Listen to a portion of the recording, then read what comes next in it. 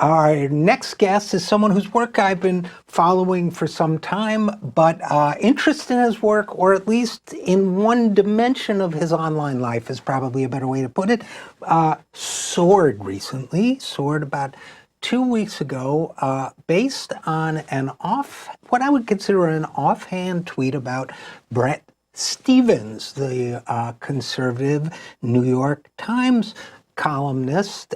He has graciously agreed to discuss that incident with us, although I'm sure he's discussed it a lot since then, that led to quite a viral moment and beyond, which is exactly his area of expertise. David Karpf, for those of you who are listening on the radio, that's Karpf. David Karpf is an associate professor in the School of Media and Public Affairs at George Washington University. He's an expert in strategic communication practices of political groups and associations. Digital activism is a big area of his. Internet strategy is a big area of his, all of which one way or another seems to have intersected with this Bret Stephens blow up. So first of all, without any more ado, David Karpf, thanks for coming on the program. Thanks for having me. Okay, so I hate to, there's been so much about this, but basically, for the 5 listeners out there who don't know about this, because this was one of the big social media moments of the last 2 weeks, you likened, well, you tell the story. I'm sorry. I'm going to make you do it. Sure. And, I just saw my uncle-in-law, and he had no idea what I was talking about. So some people still don't know this story. Well, but he may not. If he's listening, this is for you. Okay. Fair enough. So, 2 Mondays ago, there was a headline that I saw on Twitter that there were bedbugs in the New York Times newsroom. It was the first day of school. I just taught a class, and everyone was kind of riffing on that on Twitter. And I am in the part of the Twitter sphere that every time Bret Stephens writes an article, we all talk about how irritating the article is. We all talk about how poorly researched we think it is. And we kind of discuss how it just seems like they can't get rid of him from the newsroom. He's just always there. So my Twitter joke that I came up with on the spot was the bedbugs are a metaphor. The bedbugs are Bret Stephens. I think that is a pretty good joke for me. It's not the best joke on Twitter. It wasn't the best riff on that headline, but for me it was pretty solid. When I was walking home, I noticed that it had gotten 0 retweets and 9 likes. I've been hoping for like maybe 3 retweets and 20 likes, so not my best work, but again, but that's fine. And then Monday night, Bret Stephens sent me an email from his New York Times account with the title, "From Bret Stephens, New York Times," CCing the provost of my university, telling me that he had seen the email, someone had showed it to him. He's shocked and offended and thought I had sent a new low for civil discourse on the internet, and said that I should come to his house, meet his wife and child, and call him a bedbug to his face. That would mean that I had intellectual integrity, at least. That seemed like an overreaction to me, to state it lightly. That's not the worst thing I think he's been called on social media. That's definitely not the worst thing that women, people of color, minorities face on social media every single day. So it was a bizarre overreaction to a tweet that I hadn't even used his Twitter handle, and he had to work hard to find that tweet even. So I posted to social media saying, I told a joke this afternoon about a well-known New York Times columnist. It got 0 retweets, 9 likes. I didn't use his Twitter handle. He just emailed me. He's very offended that I called him a metaphorical bedbug. That went a little viral, and people asked me to post the email. So then I posted the text of the email, which was even more over the top and absurd. And that led to about a week of everyone making fun of Bret Stephens. He then quit Twitter, which was an even bigger overreaction, went on MSNBC and said the reason why it was justified is that I was akin to an authoritarian regime, which is, again, an overreaction. I'm just some guy, really. And people kept making fun of him for several days. And then that Friday, he published an entire New York Times column under the image of Joseph Goebbels, where he likened his left-wing Twitter critics to essentially Nazi propagandists, saying that where the Nazis had the radio and talked about Jews as bedbugs, now Twitter critics are using Twitter and going after moderate Republicans and centrists, and that those are the people who are most at risk. Now, again, this is funny. This is absurd because of the overreaction. Um, there's also a serious element because, as I said in a few articles responding to this is yet another example of how when people call for civility, particularly people in power call for civility, they're not actually asking for civility, they're asking for assent. They're saying people in positions of lesser power ought to stay quiet and show respect for them. Um, if he had just emailed me personally, I would have had a civil conversation with him about why I thought the joke was at least pretty funny from where I stand. But CCing the provost was a power move. I have tenure, so I wasn't afraid. I could post about it. But he'd also probably be sending that message to pre-tenure professors. He'd be sending that to adjunct professors, women, people of color who face so much worse on social media. So I decided to stand up against him, and that led to a week of everyone making fun of the guy. Well, there's so much that comes to mind in what you've said here, and one does not have to believe, just for full disclosure, that your tweet was like a comedy material. I mean, it was okay, but I mean, it was not like outrageously like you were breaking social convention in order to attack the guy, right? I mean, you were just, secondly, I mean, if one wants to really parse the language, you didn't you equated him to a bedbug. You didn't write Brett Stevens is a bedbug. So, but your comments about civility, and what people really use civility to mean, and the totalitarian, calling you a totalitarian, when you were talking, David Karpf, what that reminded me of was back in 2008, when Hillary Clinton was running against Barack Obama in the primary. And there was a coordinated kind of messaging thing out of the Clinton campaign, making fun of the idealism of Obama's supporters and saying the real world is a more rough and tumble place. And I wrote a piece for the Huffington Post saying, don't diminish idealism. Of course, everybody has to compromise, but idealism is an energy we should all be using. And Sean Wilentz, the historian, wrote a piece equating me to the totalitarian. As a historian, I see in Eskow's words echoes of the totalitarian movements of the 20th century, where you must conform to the ideology or be expelled. So, I mean, what you touched on just now, and I think it's worth exploring a little bit, is the weaponization of civility as a tool of what? Enforcement of the social order, or the silencing of dissent, or something else that I'm missing? What is, I get that it's being weaponized. It was weaponized against me in a slightly different way. It was weaponized against you. But to what end, I guess, is my question. I would say to maintain a structure of social privilege, right? It matters that Britt Stevens is not just emailing me, but emailing my provost as well, and doing it from his New York Times account.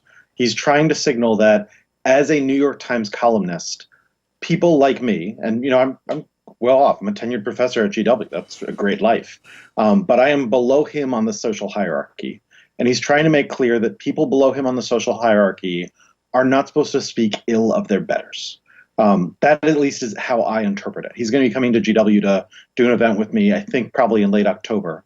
So I'll ask him about this then. I'll explain the joke to him then. He wanted me to explain the joke. But what strikes me there is, by CCing the provost, by using his role at the New York Times, what he's trying to signal is people who are above you in the social hierarchy shouldn't have to deal with your critiques. They shouldn't have to deal with you making fun. And that role of hierarchy, I mean, I haven't gotten to read this new book by Gorsuch, but I was just reading headlines about the Gorsuch book the other day, which is a call for civility, which is really a call for people who are critical of how Gorsuch, who has a Supreme Court seat that he ought not have if they had followed the rules of the Congress and the Senate, that he in that role doesn't like being criticized. And rather than engaging with the criticism, says that criticism should not exist.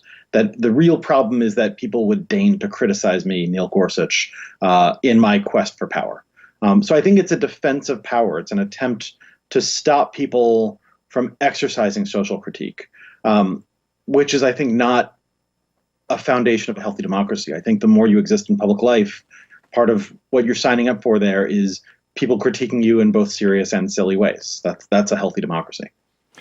So above you in the social hierarchy, David Karpf, that's interesting to me because Bret Stephens is a conservative. The conservative movement, by and large, I don't know about Stephens personally in this area. The conservative movement hates the New York Times by and large, believes, in my understanding, believes it to be, incorrectly believes, in my view, it believes it to be an instrumentality of the left. And I mean, there are left elements to the facts it reports, but it often leans the other way, and so on. In my opinion, so it's as if this person is claiming his elevated place in the social hierarchy based on an institution that he doesn't especially believe in. Am I off there, or what do you think? I think you're a little off. So I think there's two things I'd point out. One is Bret Stephens is a never Trumper. That's mattered for me personally because it means that Trump supporters don't like him and they have not trolled me. This is the trolling that I've got for this big episode has been mostly from emeritus professors and retirees who have written to me saying that I should apologize because I used a bad word and I wouldn't say it to his face, and that's uncivil. Which, as trolling in 2019 goes, is just adorably quaint, really. And that's because as a never Trumper, the people who would rise to, say, Tucker Carlson's defense didn't rise to his defense.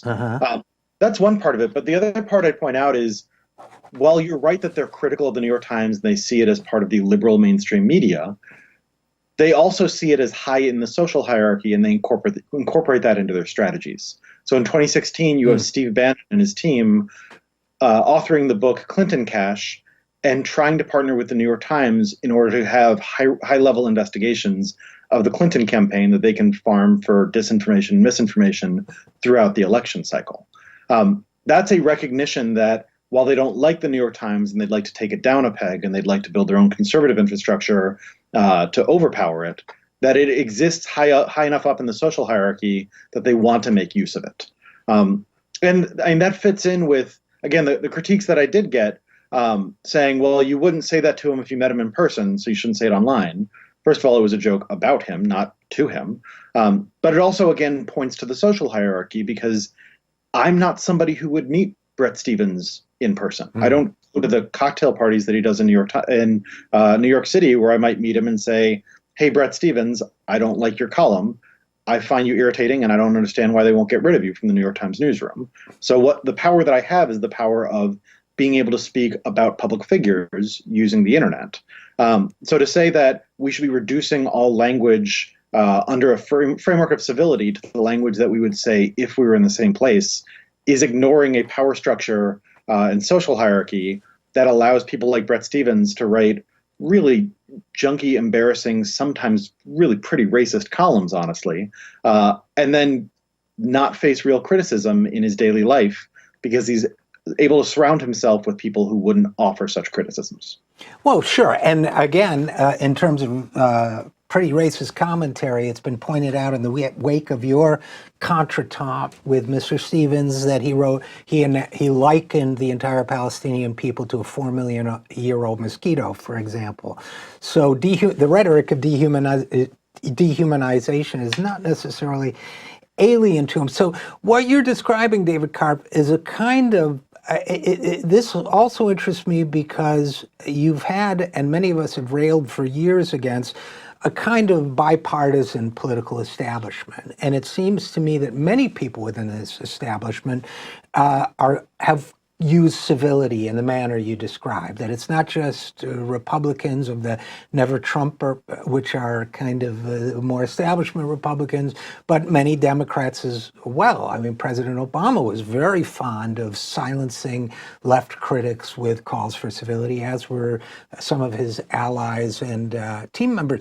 So I guess what we're talking about here is a kind of architecture, social architecture, that says there's an establishment with left and right wings, and then there are populist or insurgent movements on both the left and right, because certainly Trump and his followers aren't overly obsessed with civility, shall we say, and that others like you or me might come from a more left perspective. But really, it seems to me the purpose of the kind of threatening as well as dismissive response you got, or potentially threatening, from Bret Stephens, is to defend that establishment group, which may mean at times defending it from the far right as well, right? Right. The thing I would add there is I think there is a good argument for civility if what we're focused on is civility amongst political elites. There's an airy, sort of dreamy quality, particularly people who are thinking back to like the West Wing. We like to imagine a politics in which, at the end of the day, Democratic and Republican legislators will put their differences aside and work together to craft legislation. I actually think amongst those legislators, there's an argument for that. I'm thinking in particular, just yesterday, there were images from North Carolina where when the North Carolina Democrats went to a ceremony remembering 9/11, North Carolina Republicans seized that moment to overturn a veto to pass a budget that otherwise wouldn't have had enough support. I think that's uncivil behavior by those Republican legislators. And I think if you are a legislator in North Carolina or in the United States or anywhere else, I think there is a demand that you obey some norms of behavior so that you can actually get things done and respect each other and work together. But that civility should be demanded of the people with the most power rather than the people with the least power. So they ought to be civil to each other while also facing their critics, like a serious left movement arguing for greater work against inequality, greater legislation dealing with economic inequality. It's not on the movement to be civil. It's on the legislators to listen to their calls and then do something about it. So I think there's an argument for civility, but amongst the elites rather than amongst the movements. And usually the argument is weaponized in the other direction. Again, we're talking with communications professor David Karpf about many things, including the Bret Stephens bedbug incident and the implications thereof for politics and media and communications. Dave, you mentioned the West Wing, and I'm not the only one who feels this way. It was fiction, right? I mean, it was not a real depiction of the political process. I think that maybe the left some people on the left have taken that overly sentimentalized view of the political process and internalized it too much, I think.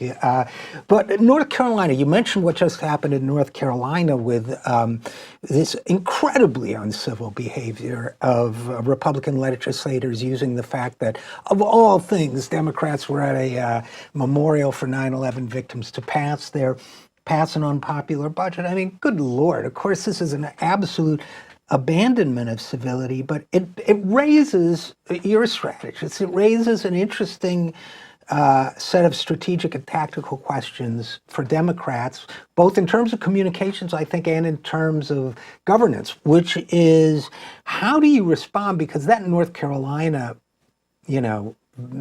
obscenity has been repeated over and over again by Republicans across the country, and sometimes by Democrats, mostly by Republicans, whether it's the incivility of gerrymandering, whether it's the incivility of voter suppression, whether it's the incivility of blatant untruths, or, we could go on and on. How do you respond to this sort of systematic incivility indeed, as well as language?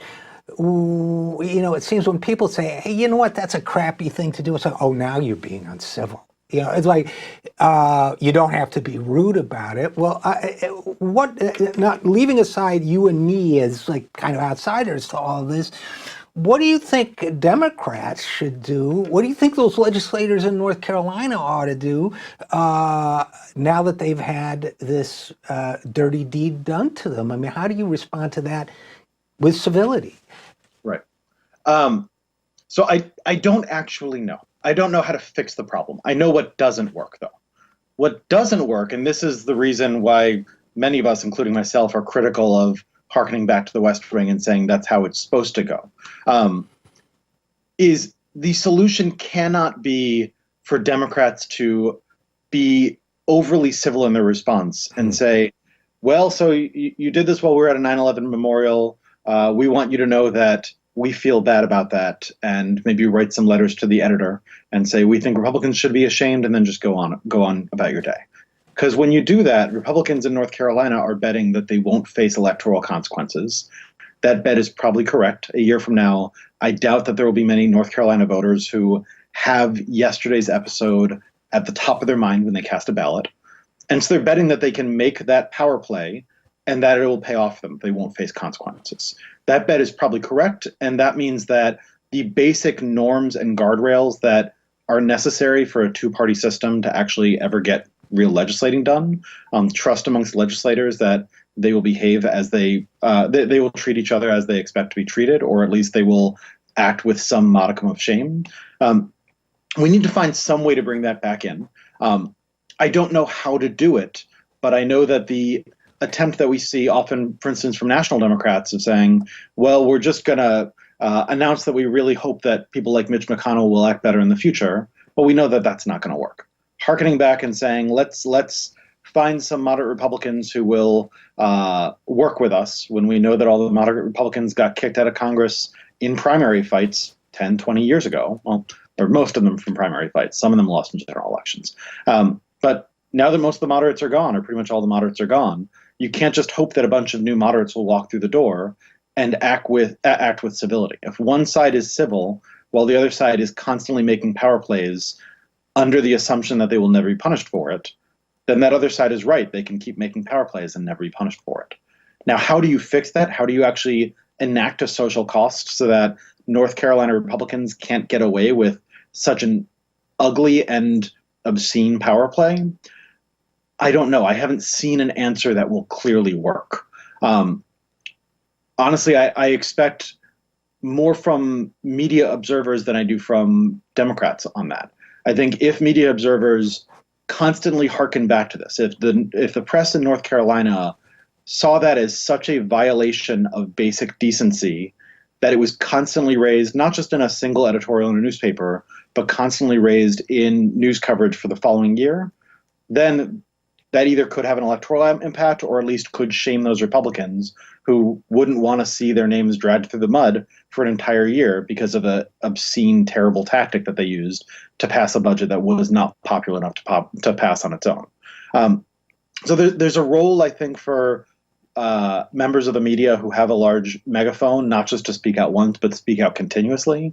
But beyond that, what I would just say is that this is a fundamentally hard problem to solve, and a problem that we particularly don't solve when the focus of civility is focused on everyday citizens or movement participants, as opposed to legislators who have enough power that they ought to use that power responsibly.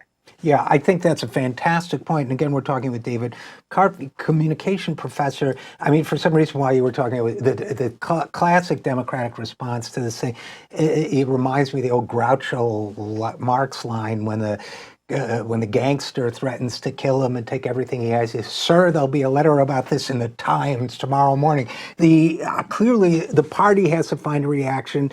We don't know. You don't know. I don't know. But we ought to be thinking about it. What about activists? What about the kind of community of people who you wrote two books really, The Move On Effect and Analytical Activism, about online activism. I'm involved somewhat in online activism as well as doing this kind of thing. We both write about it. How should we approach, in your view, the whole civility question? I mean, obviously, part of the answer comes in, you think it's okay to liken Bret Stephens to a bedbug. I do too. But then there are times when I think, if I see one more Moscow Mitch hashtag or Turtle Man or, that's not doing it either. That's kind of the online community talking to itself. Is there a kind of communications approach? I don't believe in being civil to people who are doing uncivil things to the country and the world and democracy and all that, but I haven't cracked the code, even in my own mind, of how you are an effective communicator and persuader once you've acknowledged that activists don't have to abide by this code of civility that, let's say, legislators do. Where do we go from there? So I only have two answers, and neither of them are complete answers. But the first that I'll just keep coming back to is it's never about civility, it's always about power. Mm-hmm. So the first thing that activists should be doing is thinking about who are they trying to move in the power structure, and what's their theory of change for how to move them. The hashtag Moscow Mitch, how do you build that beyond a joking hashtag amongst fellow activists into some real leverage point that either moves Mitch McConnell or moves people who can move Mitch McConnell? I don't know. But the first thing is to think about, okay, what's our theory of how we're going to actually move the power structure? And then you pursue that. And then the second thing, and this is the real theme of analytic activism, my 2016 book, is particularly with digital media changing as fast as it is. And all activist power is partially media power. We are always using some form of media tools or the media system to amplify our message, to distract from some other side's message, in order to build power and force the power structure to do a thing that they wouldn't otherwise do.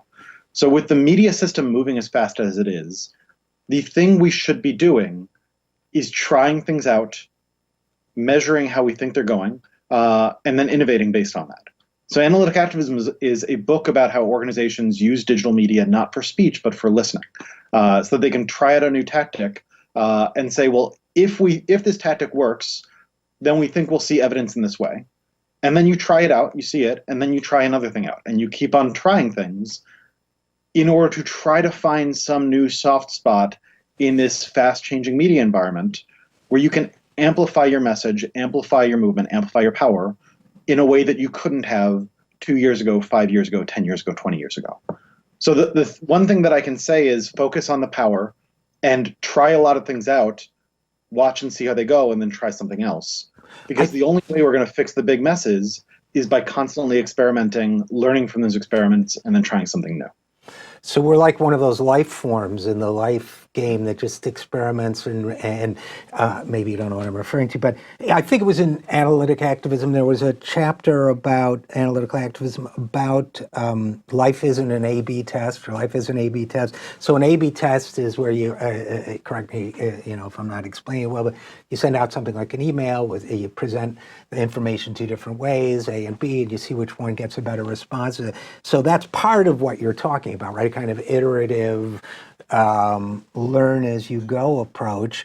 I guess I would, I keep wondering too, maybe the old days are over, but in the 20th century, when there were revolutions, as I recall, not from personal experience, but from reading, whether it was the Russian Revolution or the Latin American revolutions or whatever, I remember noting at one point that they always went for the radio station, or if television was around, they went for the TV station. There was a centralized node where communications happened, and therefore, if you wanted to seize power, and I'm not advocating seizure of power in that way, but if you wanted to seize power, you took the radio station, you took the TV station, Radio Havana or whatever it was, and broadcast that you were now like in charge, right? So there's nothing like that now, right? Is it just completely decentralized? So we live in a universe where we just have to constantly wait and see what turns viral, what resonates,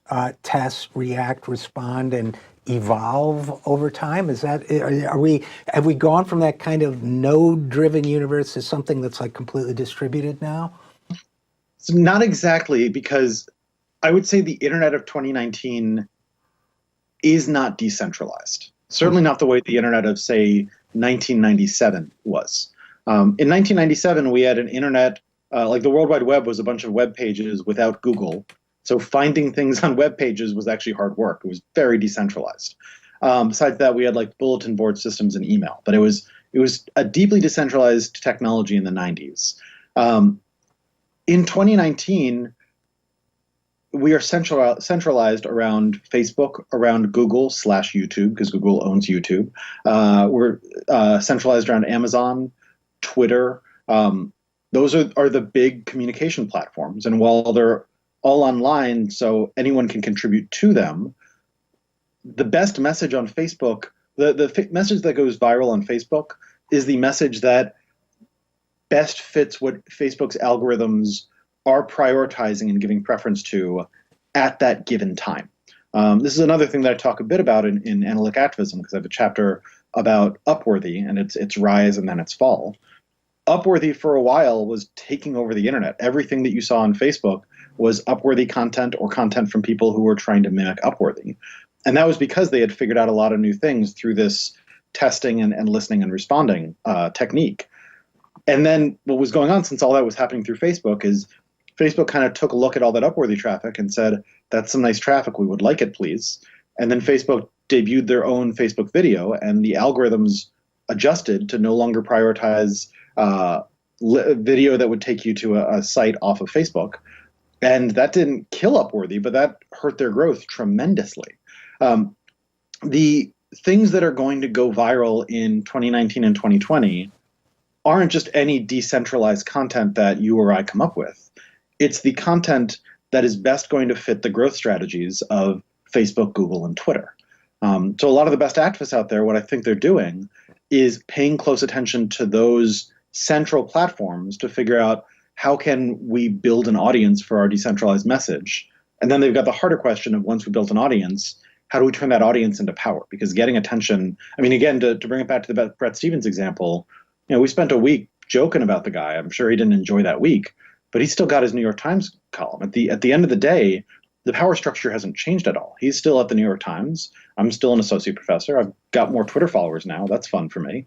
But if someone looked at this case and said, at the end of the day, nothing really changed, we all just had a bit of fun with it and moved on, as a scholar, I would say that's about right.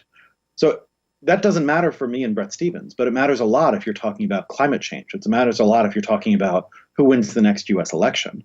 There we need to make not just attention changes, but real structural changes with movements.